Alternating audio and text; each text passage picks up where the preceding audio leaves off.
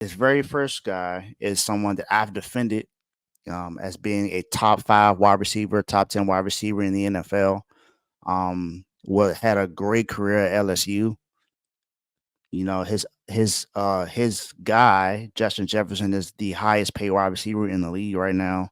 And this guy feels like he should be right up there with him.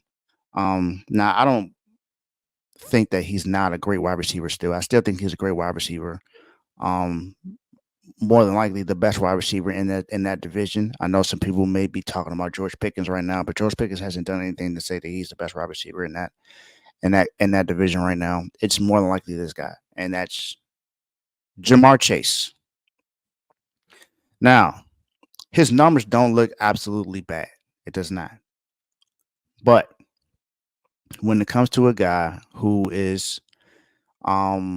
still has 2 years on his contract, who wants to get paid now, he wants to get paid just a penny over what Justin Jefferson is getting paid, even though he hasn't proven that he's a better wide receiver than Justin Jefferson.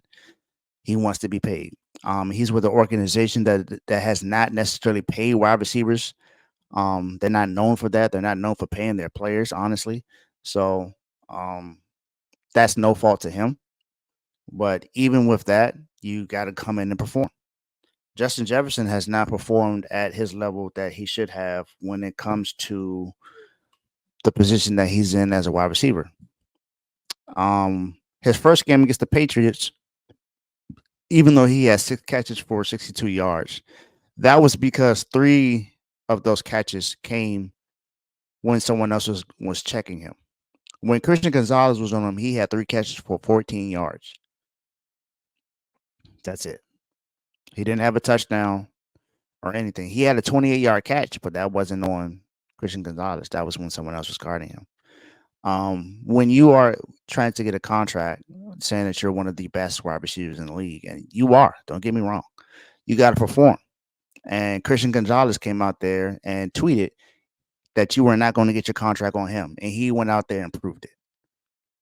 Then you got guys in the Kansas City Chiefs. You know, it's a team that you guys are heavily, heavily beefing with. Let's just put it that it's a team that you guys just dislike. You both of you teams dislike each other. It's a rivalry. It's a well known rivalry right now, and Joe Burrow has gotten the best of Patrick Mahomes, which is crazy. Um, it's not too many teams or players can say that they've gotten the best of Patrick Mahomes and Kansas City Chiefs, but Joe Burrow has done that. Um, but Jamar Chase, you only have 4 catches for 42 yards. That to me doesn't seem like it's something that screams that you should be getting paid more than Justin Jefferson. Now you should be highly paid. I definitely don't. I don't disagree with that at all. And then in that game, because you got tackled and you got tackled normally. There wasn't a face mask. It wasn't a hip drop. You didn't fall hard. You didn't get hurt.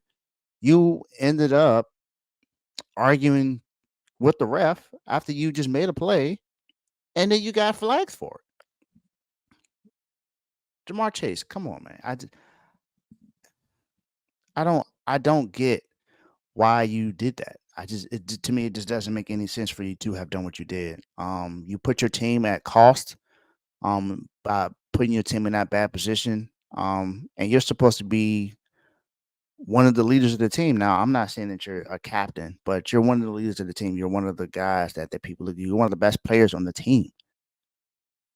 Some might say you're the best, but that's an argument with Joe Burrow. I'm not here to make that argument, but you're one of the guys with the Bengals, and one of the reasons why they reached the Super Bowl just a few years ago. It hasn't even been that long.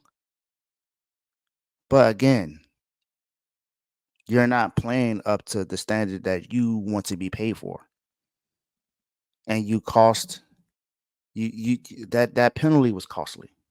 That penalty was it just it didn't it was a bonehead move. I don't understand why you did that. And you got to think better. You got to think better when it comes to stuff like that, man. I just don't get why would you do something like that. So, you will be the first to get the call for this week. So Jamar Chase, even though I believe you're one of the best receivers in the league, until you prove your play and you don't make any boneheaded decisions, you're in the doghouse. My guy, you're in the doghouse.